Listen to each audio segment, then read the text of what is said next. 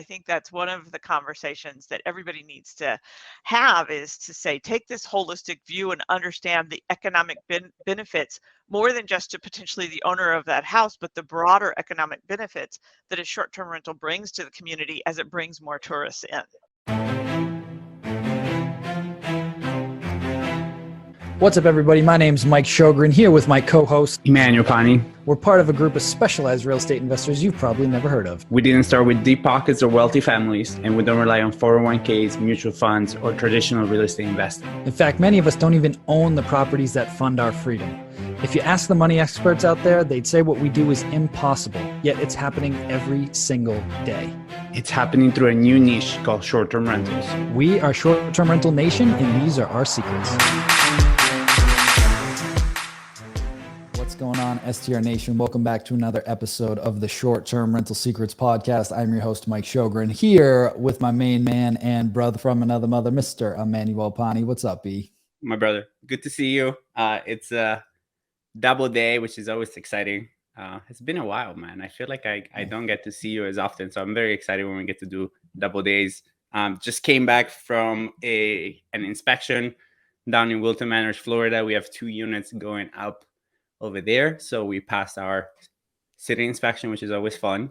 And then the real estate market, man, it's a beautiful thing. The only thing I need is more and more houses to sell, because I put one up on Tuesday, and by Tuesday night, I put it up at 3:30. By Tuesday night, we had about 25 showings requests, 4 offers, and we got our client a $50,000 over asking offer, all cash.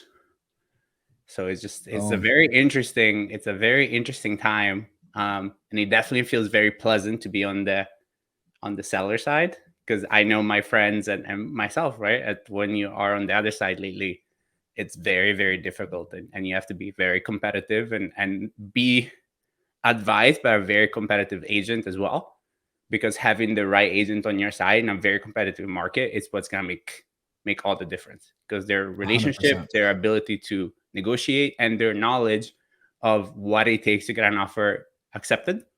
I had somebody that offered $3,000 over asking price in one of the hottest markets of the last 10 years. And you're just like, you're not advising your clients. Like, this is not like, I'm not being thing. It's just the market. It's not, you're not setting up your clients for any kind of success by submitting an offer like that. And you need to educate yourself and educate your clients, because you have a responsibility, you know what I mean? And like a $3,000 over asking when I got $50,000 over asking on the actual other side, like. Yeah, it's crazy. You know, well, we are recording on St. Patrick's Day, so happy St. Patrick's Day, by the way. So maybe somebody will get some luck of the Irish and close some deals today. We'll see how that goes. Yeah. and this is water. Just, I said cheers, but I'm not drinking as of yet. It's Pellegrino. It's his fancy water. He's not drinking a 40 on the air right now. Anyway, man, things are good. Excited. We've got a different perspective today on the show from our guest, which I'm excited to bring on here in just a second. So today we've got Pam Knudsen on the show. She's an executive at Avalara.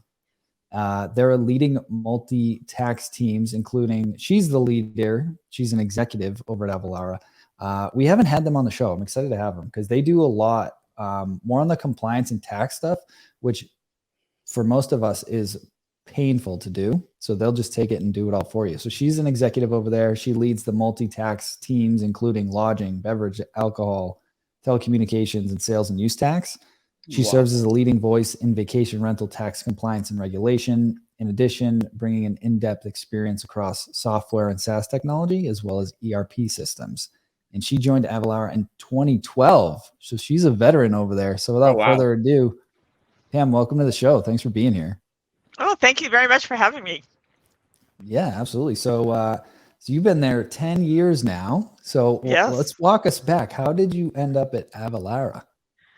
So Avalara started as a small company on a place called Bainbridge Island, Washington, which is where I lived. And so it was kind of a natural fit for me to go there. I went in managing kind of some of our customer facing teams, and then switched to compliance a few years after that, and have been part of the compliance part of the organization for 6+ years now. So it's Very been a cool. fun ride, and the company has grown drastically. Our headquarters are now based in Seattle, and then we have a second East Coast headquarters in Durham, North Carolina. So those are big cities. That's how you can tell you guys grew a lot. There's a lot of big players in all of those companies, in all of the cities. Yep. Yeah. I'm super curious because sorry. I was just going to say, from a high level, just to set the stage, I know I like briefly mentioned what it does, but for the folks that don't know Avalara, could you kind of give a high level description of how they serve specifically the short-term rental industry, just for a little more clarity? Sure. So for the short-term rental industry, we do everything from starting off with getting your licenses and registration so that you can collect and remit the lodging tax that you're required to do, and do it the way you're supposed to. So we'll start that. Then as you report revenue, we'll calculate what the tax should be on that, and then we'll file and remit those returns to the jurisdiction so that you remain in compliance, so you don't ever put your standing and your ability to use your unit as a short-term rental in jeopardy. Love it. Love it. So again, it's like the total non-sexy stuff that is absolutely necessary to run your business, and they just take care of all of it for you. So I love it. So go ahead. Exactly Ian. right. Sorry, I cut you off. I just want to set the stage. My question was, and I know you're one of the advocates and you take care of this, was being very interesting, which I wanted to kind of hear from your perspective, is over the last 6 years, short-term rental industry has become more and more accepted. So I'm curious to know from your guys' side what the past 6 years have been. Oh, the growth has been phenomenal. It's been great to see the growth in the short-term rental industry across the board. We've also seen a lot of legislative changes related to that as they become more and more popular, and taxing authorities and jurisdictions are realizing that this is an industry that has somewhat been able to run a little bit or fly a little bit under the radar, and they're now getting a lot stricter, and especially as they start to look at the platforms like Airbnb and Vrbo, and in having those platforms help them enforce compliance. Yeah. So I guess $1 million question in my mind, at least, and I think on everybody's mind, is where is it going? So is it going to become easier, like more friendly to do it, less friendly? Where do you think, from your perspective, what do you think is going to happen? Well, that's a good question, and there's a lot of debate around that. The industry in and of itself is booming, and especially during the pandemic, the short-term rental industry, and especially in rural communities, was not hit nearly as hard as a lot of the other lodging industry was, because people were looking for places where they could go get away, that were within driving distance, that they could go stay, manage their environment, not have to be in a shared lobby or in a shared elevator. So it really wasn't hit as hard in the pandemic as some of the other parts of the lodging industry. And because of that, and also because during the last 2 years, we've all learned that we can work from home. It's also enabled this concept of saying, I can go stay someplace for longer. I can work from there during the day. My kids can do their online school during the day. I mean, it really kind of expanded the options that made short-term rentals even more attractive to a lot of people. So I think the industry is absolutely continuing to grow. And I think because of that, you'll see some of these other factors come into play that have to do not only with compliance, but with how communities view short-term rentals. And I think that's one of the struggles that a lot of communities are really starting to look at and go through and determine how to balance that out. Yeah, we were talking offline a little bit about that. And I guess just for context, I mean, I have a Google notification set up that I get like an email every day about Airbnb and short-term rental regulations. And, every day there's like new stuff coming out all over the country. What are, I guess, some of the common things that you guys are seeing that are coming up in those discussions, right? The most common one that I hear is like, there's a lack of affordable housing. You guys are taking inventory off the street. What are some of the common things that you guys are seeing, I guess, to help fight the good fight and make sure everybody stays in compliance, listening to the cities and trying to work with them? What's been some of the big things on their mind? So I think, one of the things that you mentioned, there is a conversation around affordable housing that's definitely coming up. Some of the other things that are coming up have to do with noise or parking or, trash. People are afraid of party houses and those types of things. And I think one of the things that, especially the owners of the short-term rentals can really do is to help people to understand this is an investment for them. They don't want to be bad neighbors. They don't want to have the party houses. They don't want their house ruined. That it's an investment, so they have a vested interest in making sure this all works well. And just how do we go about doing that? What are the different ways that we can do that? And then, and that's where the jurisdictions have to balance out, kind of both sides of this and provide that voice of objectivity to say, look, here's the benefits on both sides. So you may be a small business owner in this community. You don't like the short-term rentals, but those people in those short-term rentals do business at your business. So, if they're not here, it hurts your business. So, are you balancing these things out? And I think that's one of the conversations that everybody needs to have, is to say, take this holistic view and understand the economic benefits more than just to potentially the owner of that house, but the broader economic benefits that a short-term rental brings to the community as it brings more tourists in. Yeah. So are you guys seeing a clear correlation there between places that used to allow and then decided to not allow it or to restrict, a clear impact on their overall economical health of the specific area? Like, is there clear ways of seeing, like, look, government, like, we used to make this much money and now we ban vacation rentals and we're not allowing them, and we actually went down by this much, and we can clearly see that these two things are. Yeah, so the Harvard Business Review actually did a study that talks about exactly that, as communities start to limit or decrease short-term rentals, that there is a negative economic impact from the tax dollars, and not just lodging tax, but sales tax and everything else that comes into those communities. And then the burden of that decreased revenue ends up getting felt by the long-term residents, because all of those services that their city provides still have to be paid for. It doesn't change simply because you don't have as many people in short-term rentals. It's still all is there. The streets are still there. All law enforcement still has to be paid for. So it's a really interesting, kind of discussion and dynamic to help people to understand that kind of broader, more holistic view of what this all is. Yeah, for sure. And have you seen any of the cities that kind of decided to play ball, for lack of a better term, I guess, allowing short-term rentals with certain rules in place? Are you seeing any common threads with what they're putting in place?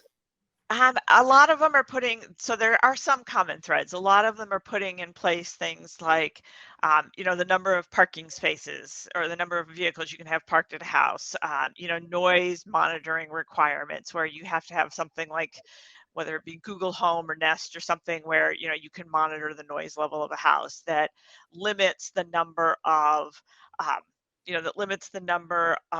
people that you can have in a house, so that you can't try and fit 15 people into a house that's designed to sleep 4, kind of thing. So they're putting a lot of regulations in place around those types of things. Some of them are putting regulations in place around length of stay, that there must be a minimum number of nights of stay. You can't come in and stay for a night, because those are the ones that may tend to be a little bit more on the party side. We're coming in for a concert, we all want to do this, and then we're going to leave the next day, kind of thing. So some of them are doing that. In support of some of that, even some of the platforms like Airbnb or Vrbo are also starting to have, not only can you rate where you stayed, but that the property owner can rate the guest. And so the guest can get a rating too that says, this guest was really good, they left the house in good condition, they did this. But then they're also, for certain things that might be more prone to kind of the party environment, they're putting limits and saying, nope, if you're coming in, you have to rent for 2 or 3 days minimum. You can't rent for more than that. If there's a big event that's a concert or something, they're not letting just single night rentals occur. So there's a lot of people and a lot of organizations working in conjunction to really kind of help make sure that these short-term rentals remain good neighbors. It makes sense. I'm curious on how they monitor that. not that I would challenge it, or you want to play by the rules and grow your business the right way, but I'm curious, like, does Airbnb feed them data, or like different platforms feed them data on like, hey, these are all the 1-night stays, or these are all the 2-night stays when you got a 7-night minimum?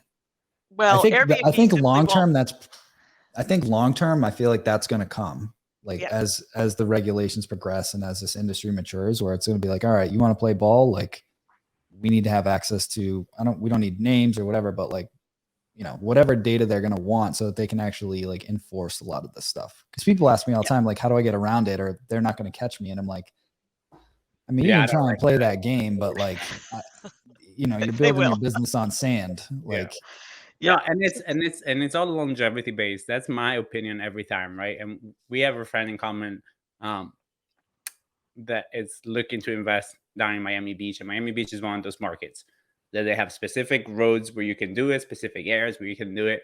And it's like, what if I go in those other areas? I'm like, it's just not worth it. Because to me, like, the thing, and very similar to what Pam was saying, if you are going to do this as an investment, one of the key metrics to any investment is longevity, so you can calculate your returns over time. No investment, especially a house, is never going to make sense if you only run it for 3 to 6 months, because then you got caught. Right? So the longevity of the investment has to be part of it, and it's not worth it, because then that's also the reason why we have trouble, right? Like, that's the reason why the city decides to ban it, because it's very easy for people to get together on the negative. And unfortunately, a lot of hosts have given people plenty of opportunity to have reasons, right? So it makes sense, so if we have a listener now that is like, I hate doing numbers, I hate paying the taxes, which is me, right? And I was telling them off air, I had to get up super early a couple of days ago to just file my returns because they're due. And so you need to file them, because if not, a nice man from the government calls you. It's like, hey, your return is late. Pay it now, or we're gonna shut you down. Right. What does that service look like? So, like, do you guys? I know you said that like you do the registration, but what do they need to provide? Do you go into their property management software? How does that work? So typically, what happens is once they're registered. So the registration process varies by jurisdiction. Everybody's got a little bit different requirements. So we gather the information so that we can get it registered. But once they're registered and they're actually functioning, then once a month, they simply come in and they tell us what their revenue was for that month and where that revenue came from. And, was it booked through Airbnb? Was it booked directly? Was it booked through Vrbo? They put that information into our system, and then we take it from there. So it's a quick come in for 5-10 minutes, put this information in, boom, it moves on. And then what we do is we take that information. We know where Airbnb or Vrbo are paying on behalf of, for example, the property owner. So we take that out of what the property owner owes, and then we calculate all the tax, and we say, okay, then you owe this amount. That's what we put on the return. We file the return, and we simply pull funds through an automated process from their bank account that then we can send to the jurisdiction in payment of the liability. And it's really simple, really straightforward. Most of our customers don't have to do anything with the system more than once a month for about 10 minutes. That's amazing. Guys, it took me to do my unit between, I think I started like 5:15 in the morning. I was done by like 9:30. Yeah. And again, you're like, we know you. That's probably why, which I'm not saying you guys are wrong. Like, I'm not the sharpest tool in the box. But again, somebody like Pam, that 10 minutes, especially like going back to like Avery's episode from last week, Pam can be part of your system. And if you have a weakness and your weakness is numbers, working on it is just going to make you more frustrated. Whereas instead, you can just give it to Pam and then focus on the other areas of your business where you have your highest and best use. Yep. And then just let Pam do what Pam does, and your business runs better. And also, if you are a manager and you have multiple units, having somebody like Pam on your team is a great selling point with your owners and the property that you manage, because you're like, I don't even do this myself. I hire somebody that's a professional that pays and remits your taxes. We make sure that everything is kosher, everything is done right. Why not, right? So there's definitely a lot of advantages. Yep. And we'll make sure it's done on time, because that's one of the things is that a lot of people, they they're like, oh yeah, I got to do this. And then all of a sudden it becomes, 4 p.m. on the 20th and it's due by 5 or whatever. And they're like, oh no. And, kind of last minute crunch. And they don't have to worry about that with us. You don't need to call me out in front of everybody, Pam. Does Avalara integrate with any like property management systems to like pull the data, or how does that work? We can, absolutely. We have an ability to write like a custom API that can pull the data in, so that it becomes even more automated. Yeah, I love that, because I know that's part of it too, especially as you scale, right? When you got 1 or 2 units, it's like, oh, I can just grab that. Especially if you're only on Airbnb or Vrbo, whatever, it's pretty quick. But as you start to scale, even just pulling those numbers, you should be doing it anyway. You need to know your numbers. Right. Like if you know that it's automatically going to get sent over there and taken care of, it's just one less thing you got to worry about, which is awesome. Yep. So we have ways to do that. Yeah. And the last thing you want to do is piss the town off. Like that's right. Or the state. Like you don't want the Department of Revenue coming after you. Like it's just not worth it. So no. Love it. So, and these jurisdictions are working with like Airbnb and Vrbo to say, look, in order for you to have this listing on your site, you have to have the permit number, the license number that they've done from their registration. And then, they're in a sense going through and auditing Airbnb and Vrbo in that for properties in that jurisdiction to make sure that the license number is there. So it's a way, again, to help enforce compliance. So they're really starting to partner with these bigger platforms to make sure that this happens. Yeah, I know, at least in like Massachusetts, where we've got some units, you can't even list it. Like it won't let you publish it until you put the TDT number in there with your certificate. That's right. Yeah, same. Yep. Yeah. So interesting. So Avalara's, really grown substantially over the last few years. I guess where do you see this going for the company and for the industry? So the company has grown. I often somewhat laugh when I joined the company. I think I was employee number 250 or 300, and now we're somewhere between we're around 5,000 employees globally. Wow. So, in addition to our offices in the United States, we have an office in Brighton in the UK. We have a couple of offices in Pune, India. So we have offices in Brazil. We kind of have offices everywhere. And I see this continuing to grow, that we're expanding especially for the short-term rentals, that we're expanding into the international market. We started off as a US-based service, but we're definitely looking to expand into the US or to the international market, so that we're handling the taxes, the lodging taxes, in France or Italy or whatever, which is different, similar but different. Similar, like sales and use tax versus the VAT tax. It's a similar scenario, but it's different. And so, we're continuing to grow. And again, the short-term rental market within the US is just continuing to grow and expand, because it's a way for people to have that second vacation home in a community that they love, and that they want to go visit, but they don't want to live there full time. So, I know I want to go skiing a lot. Great. Let's find a place in Breckenridge that I can use when I went to, but on the opposite, outside of that, I can rent it out to help pay for that. And it's just a continuing market that's going to keep growing. It's fun to watch. It's fascinating to see. It's great to be a part of. And you gotta love when the numbers people are excited about expansion, because that they have done their homework and they're not just expanding for the sake of expansion, right? Like it need, like there is a need, and the fact that like the need, as you can see, it's so global, which is like kind of the best and the worst part of our reality now, is that everything is global. So like the same growth that we experience here is global. Like my friends in Italy are paying a lot of money for gas the same way as we're doing here, right? So the pain points and the pain and the pleasures that we feel throughout the world are becoming more and more in alignment with each other, right? Yep. And so it makes sense that the growth in vacation rentals here experience everywhere. Yeah. One technical question I was going to ask, and I think this may help a lot of the folks that are managing or co-hosting properties. So when they go to register a property, are they, and this may vary, but when they go to register the property, should the property get registered in the homeowner's name, meaning does the homeowner have to register it, or can they register it under their management company? Because I think I've seen it done both ways, but I'm curious from your standpoint, like how people are doing it.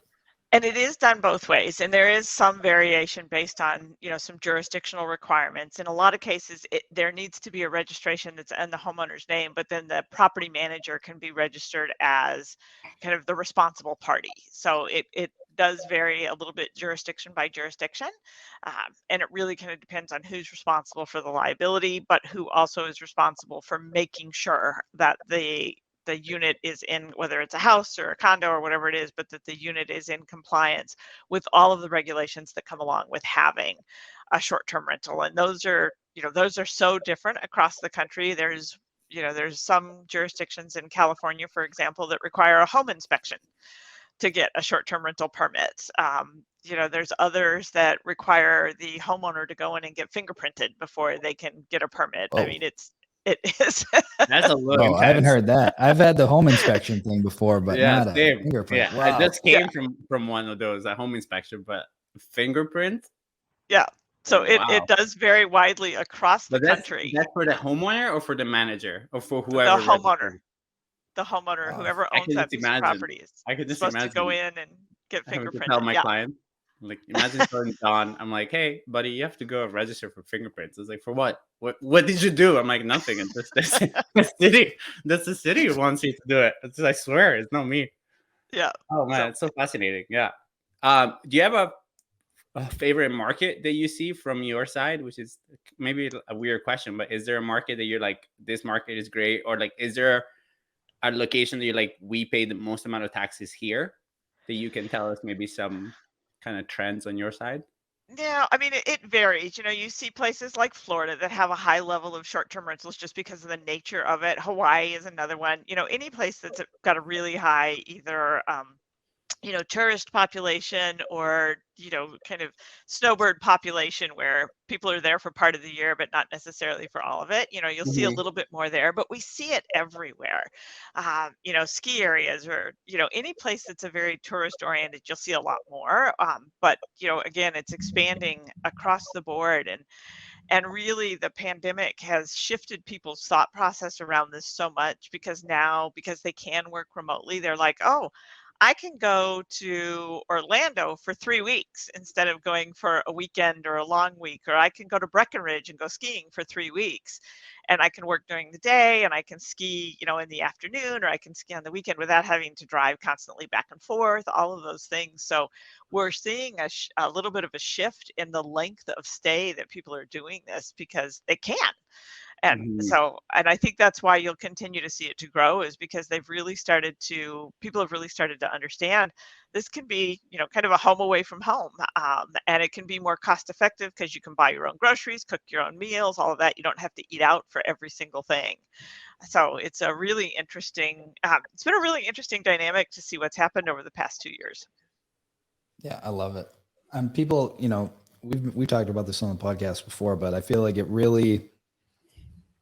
accelerated the industry at a very rapid rate. Yes. Because a lot of people, they wanted to get out and they wanted to do those things, but they wanted their own space, right? When you're in a global pandemic, you don't want to be in a big high-rise hotel where you have 200 rooms next to you with a bunch of people. Like, I want my own space, right? And then once they got a taste of it, if they had a good experience, they're like, oh, this was actually pretty cool.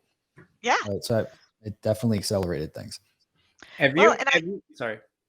And it helped people discover vacation places in their own backyard because they couldn't fly. So people were starting to look at what's within driving distance. And so they were like, oh, look, this is 4 hours away. And, and if it's pet friendly, you could take your dog, kind of thing. And so you didn't have to worry about that. I mean, it's really shifted how people view this in a way that's been great for the industry. I was going to say, I don't know if you guys saw, but Airbnb has been launching some great commercials. Have you seen those?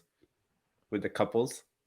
There's a lot of commercials, and there's a beautiful one. There's this older couple, and they're like in this Airbnb, and there's all these really nice pictures of them, and there's like Jay-Z, like the song is like a Jay-Z song, so it's kind of this little clash, and it's like the latest vacation made possible by hosts. And there's like the reality of things, right? There's people of all ages that are now comfortable using Airbnb. And this is like an older couple. There's like doing the advertising, the picture, but it's such a beautiful way of like educating the consumer base overall that is like, this is perfect for you. And if you're an older couple that doesn't want to go in a hotel because you want to have all your spaces like that, it's just so great. And I would love to know who at Airbnb made that commercial, because that commercial is absolute money. I'm sure they've got a great marketing budget. It's amazing. I'm going to send it to you. It is amazing. Every time I watch it, I'm just like, as a host, it makes me proud. I'm like, that's a great commercial. Like, that's an amazing commercial. Yeah, I want to bring up one thing that you brought up a month or two ago, and I wanted to ask Pam this too. So when folks are looking to get their next unit or their next property, how far in advance should they plan to start that whole permitting process? Because that some places can take longer than others, and then you don't want to finish your project and go to launch and be like, oh wait, I don't have my TDT yet. I can't even get this thing live. So when should people start thinking about that process of like, all right, I should start filling out these forms or calling Avalara and having them do it? At least 2 to 3 months in advance is a good baseline. You know, some jurisdictions are really responsive. We can get it faster, but I would say most we're at a 30, 60 day, and that's if we have everything up front. And a lot of times what happens is that people don't know what they need to get together. And so that's a lot of what we do up front is we're like, yep, so you've given us this information, but you're going to need, the home inspection is a good example. Hey, yes, but you need a home inspection. You didn't know that. So now you got to go get a home inspection before we can actually finish this permitting process. Or you need to have the fire department come out and do a fire inspection or something like that. And so by the sooner you contact somebody like us, or you start to do that research, the better off you are, because you can start to figure out all the requirements that your particular location has and make sure that you've got everything lined out. Because if you don't, then there's a lot of back and forth with the jurisdiction and it just takes a lot longer. Whereas if you just have everything ready to go, then usually the process is pretty quick and they're usually pretty good about it. Yeah. I would suggest, I tell people all the time, is just as you start researching and you're in the buy, especially if you're one of those people that's going to buy a property, part of the buying due diligence is understanding the registration process, so that you know simultaneously what Pam is saying, right? Because if a place, you found your place, is going to take you a month to close, but then your timetable, because the worst part is having the unit that spend all the money upfront cost to furnish the unit and everything else, and then you realize you didn't do the license, and then you're adding 2 months of time to your timetable, where you have to start paying your mortgage, you put a bunch of stuff on credit cards. Now what? Yep. Right? So make sure that this is part of your due diligence process, especially if you're investing in a new market that you're not well versed with. Exactly. 100%.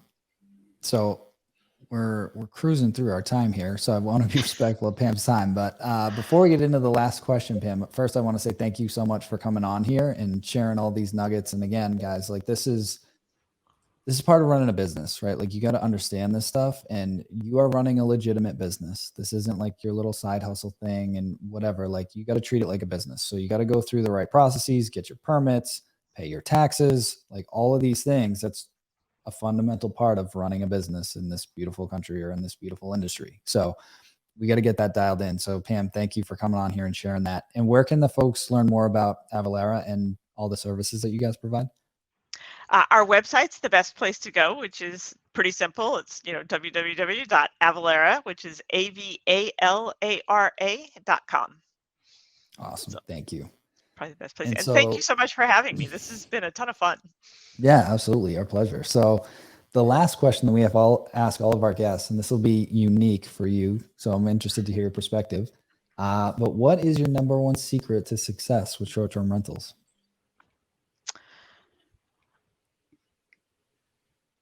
That's a good question. And I'm going to say it really is compliance and understanding your location, understanding where what the market is for your location. Who are the people that are going to want to come there, and how do you deal with that?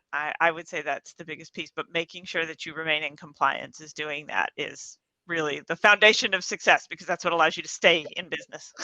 Mm-hmm. And paying your taxes, guys. You have to pay your taxes. Yeah, that's clients. Yep. Not cool to make a bunch of money to end up in jail. You don't want to be Right. that person. So. Yeah. No. You can use it there anyway. So if you end up in jail with a bunch of money, there's not much use for it. So love it. Well, Pam, thank you again so much for being on here. Truly appreciate it. Guys, make sure you go check out Avalara. They will make your life so much easier and take all that compliance anxiety off your shoulders so you can just keep focusing on running and growing your business instead of dealing with all the nitty-gritty compliance stuff. Let them just handle it for you. So Pam, thanks again so much. Truly appreciate it. And for everybody, we'll talk to you guys soon. Hey, STR Nation, if you enjoyed this episode, please make sure to hit that subscribe button and leave us a review. And in the comments, let us know what topics you want us to cover on upcoming episodes, and we'll make sure to get that in the books for you. And if you really want to learn how to launch, automate, and scale your short-term rental business, if you want to go deeper, then check out our free masterclass at strsecrets.com.